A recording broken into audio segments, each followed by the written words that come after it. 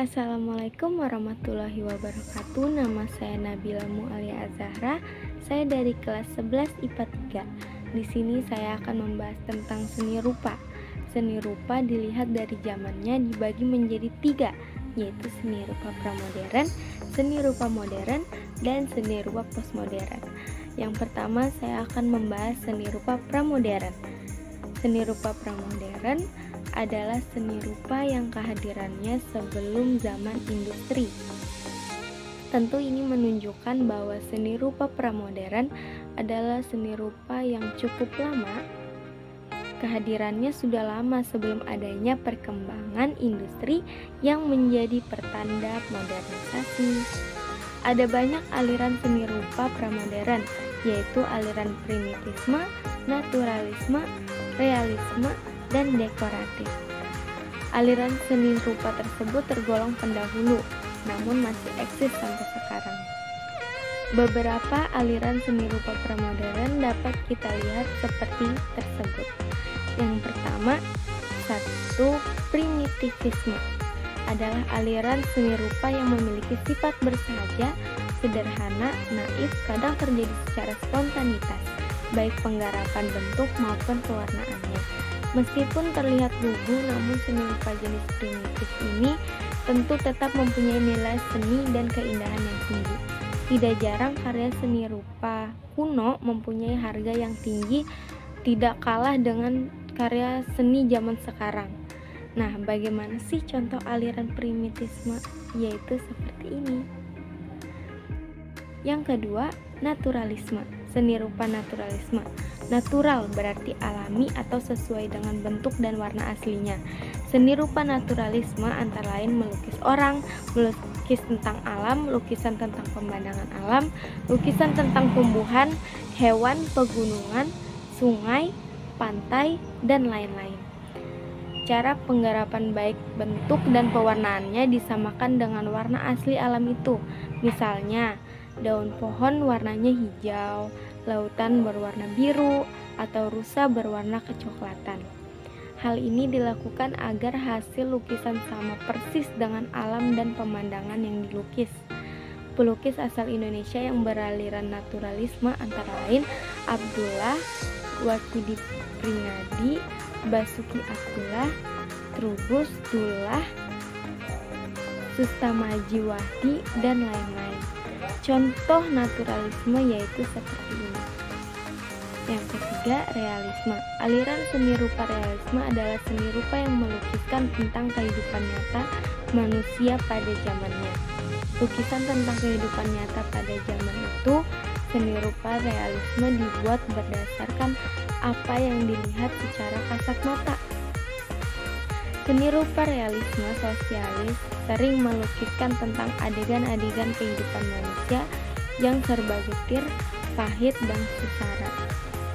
Aliran seni rupa realisme memandang dunia ini dengan nyata. Seniman memandang dunia ini tanpa ilusi. Mereka melukis dengan tujuan menggambarkan tentang apa yang dilihat secara nyata tanpa fantasi dan imajinasi. Contoh realisme yaitu seperti tersebut. Yang keempat, dekoratif. Karya seni rupa dekoratif. Dekoratif adalah seni rupa yang berusaha menyederhanakan bentuk-bentuk dengan cara mengadakan distorsi. Ciri-ciri lukisan dekoratif adalah kegarisan, berpola, ritmis, dan pewarnaan yang rata. Dan secara umum mempunyai kecenderungan untuk menghias. Karya seni rupa realisme dapat dibedakan menjadi dua, yaitu seni dekoratif figuratif dan seni rupa dekoratif geometris. Seni rupa dekoratif figuratif adalah lukisan yang menggambarkan tentang alam dan figur yang kita kenali, misalnya alam, kota, pasar, hewan di alam, dan lukisan tentang kehidupan sehari-hari. Lukisan dekoratif geometris adalah karya seni rupa yang bebas dari peniruan alam. Perwujudannya merupakan susunan motif, pola, dan bentuk ditata sedemikian rupa sehingga membentuk suatu keindahan. Contohnya seperti ini. kita akan membahas tentang seni rupa modern. Seni rupa modern didefinisikan sebagai seni rupa diciptakan dengan ide dan wujud yang tidak terbatas pada budaya atau perkembangan suatu daerah. Seni rupa modern terlahir akibat adanya dorongan untuk tetap menjaga nilai estetik yang terus terancam oleh beragam permasalahan. Yang pertama, seni pop. Pop art yang berasal dari kata popular art adalah aliran seni yang memanfaatkan simbol-simbol dan gaya visual yang berasal dari media massa yang populer seperti surat kabar, televisi, iklan, media sosial, dan lain-lain. Pop art merupakan sebuah gerakan seni yang muncul di Inggris pada tahun 1950-an di awal-awal zaman postmodern art, zaman di mana semua orang mulai bosan dengan gaya modern. Pop art merupakan seni yang mendobrak batas-batas artian seni yang agung. Andy Warhol adalah seniman Amerika Serikat. Dialah yang memulai populerkan pop art di Amerika dan seluruh dunia. Sedangkan di Indonesia, gerakan ini dipopuleri oleh Weda Abdul Rashid yang berhasil menciptakan teknik baru yang diakui dunia, yakni Weda's Pop Art Portrait. Contohnya seperti ini. Yang kedua, seni optik. Pop art atau dikenal dengan nama optical art adalah gaya seni visual yang menggunakan ilusi optikal. Seni optikal adalah metode melukis yang memperhatikan interaksi antara ilusi dan menggabungkan pengertian serta penglihatan. Seni pop art bersifat abstrak, kebanyakan berbentuk potongan yang hanya dibuat dengan warna hitam putih. Ketika orang melihat karya ilusi optikal, maka akan memberikan sebuah impresi pergerakan, benda yang tersembunyi, getaran, atau pola tertentu. Contoh seni optik seperti ini. Yang ketiga, seni konseptual. Seni konseptual telah menjadi gerakan yang memayungi berbagai bentuk kesenian akhir-akhir ini. Seni konsep juga banyak berhubungan dengan masalah abstraksi dari ide atau gagasan sebagai perkembangan baru dalam berkesenian. Bahkan telah menumbuhkan beragam seni baru yang lazim disebut-sebut sebagai karya konseptualisme. Di antaranya adalah seni pertunjukan, seni proses, seni bumi atau seni tanah, seni lingkungan, dan seni yang terjadi. Dari segi perwujudannya, seni konseptual merupakan sebuah gerakan dalam seni rupa yang lebih mementingkan konsep yang dalam praktiknya menggunakan beragam media untuk merealisasikan konsepnya. Contohnya seperti ini. 4. Seni kontemporer adalah perkembangan seni yang terpengaruh dampak modernisasi dan berkembang di barat sebagai produk seni dibuat sejak Perang Dunia Kedua. Secara umum, seni kontemporer berarti seni yang saat ini sedang terjadi atau berlangsung, tidak memiliki aturan konvensional. Istilah ini berkembang di Indonesia seiring makin beragamnya teknik dan medium yang digunakan untuk memproduksi suatu karya seni, juga karena telah terjadi suatu percampuran antara praktik dari disiplin yang berbeda, pilihan artistik, dan pilihan presentasi karya yang tidak terkait batas-batas ruang dan waktu. Contohnya seperti ini.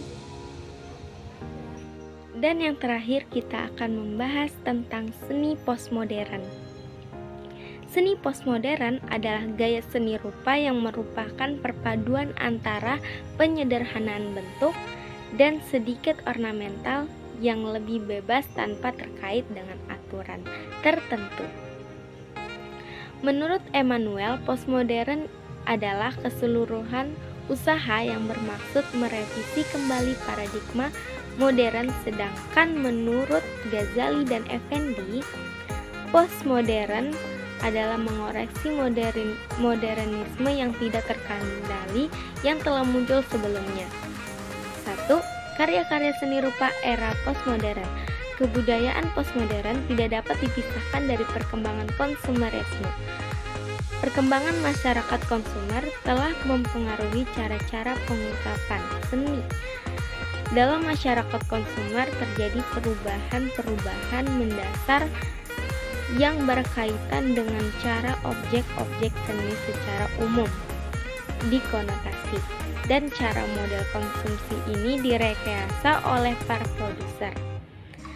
Masyarakat konsumer memiliki 3 bentuk kekuasaan yang beroperasi di belakang produser dan kekuasaan media massa. Ketiga bentuk kekuasaan ini menentukan bentuk dan gaya seni. Di dalam masyarakat konsumer, relasi antara subjek dan objek lebih tepat dijelaskan melalui peran subjek sebagai konsumer, maksudnya melalui perkembangan mutakhir dalam teknologi produksi, yaitu otomatisasi dan komputerisasi. Peran pekerja dapat diminimalisasi sedemikian rupa sehingga relasi produksi semakin kehilangan maknanya. Contoh karya seni rupa era postmodern seperti ini. Yang kedua, bahasa estetik postmodern. Wacana estetik postmodern mencerminkan bahwa tanda dan makna pada estetika postmodern bersifat tidak stabil, mendua, dan plural polisemi. Dalam wacana ini lebih ditekankan pada permainan tanda, keterpesonaan pada permukaan dan diferensi, ketimbang makna-makna ideologis yang bersifat stabil dan abadi. Bahasa estetik postmodern bersifat hiperbol dan ironik yang meliputi pastiche adalah karya sastra seni atau arsitektur yang disusun dari elemen-elemen yang dipinjam dari berbagai pengarang seniman atau arsitek dari masa lalu dalam mengimitasi karya masa lalu dalam rangka menghargai dan mengapresiasi seni. Sebagai karya seni mengandung unsur pinjam, pastiche mempunyai konotasi negatif sebagai miskin orisinalitas. Di samping itu, pastiche adalah satu bentuk imitasi yang tanpa beban kritik dan perang dan menentang kemajuan serta sejarah, sebab sejarah tak dapat diulangi. Pastiche juga dikatakan sebagai penggunaan topeng bahasa pengungkapan yang telah mati. B. Parodi adalah sebuah komposisi dalam karya sastra, seni atau arsitektur yang di dalamnya kecenderungan pemikiran dan ungkapan khas dalam diri seseorang, pengarang, seniman, arsitek atau gaya tertentu diimitasi. Imitasi yang ditandai oleh kecenderungan ironik sedemikian rupa untuk membuatnya humoristik atau absurd. Efek-efek kelucuan dan absurd biasanya dihasilkan dari distorsi atau plesetan ungkapan yang ada. Melalui konteks ini, penggunaan kembali karya masa lalu yang dimuati dengan ruangan kritik yang menekankan perbedaan ketimbang persamaan. Titik berangkat parodi bukanlah penghargaan, akan tetapi kritik, sindiran, kecaman sebagai ungkapan rasa tidak puas atau sekedar menggali rasa humor dari karya rujukan yang bersifat serius. C. Kitsch berakar dari bahasa Jerman verkitchen, membuat murahan, dan kitchen berarti memungut sampah dari jalanan. Kitsch dalam bahasa estetik postmodern sering ditafsirkan sebagai sampah aristik atau sering pula didefinisikan sebagai selera rendah karena lemahnya ukuran atau kriteria estetik.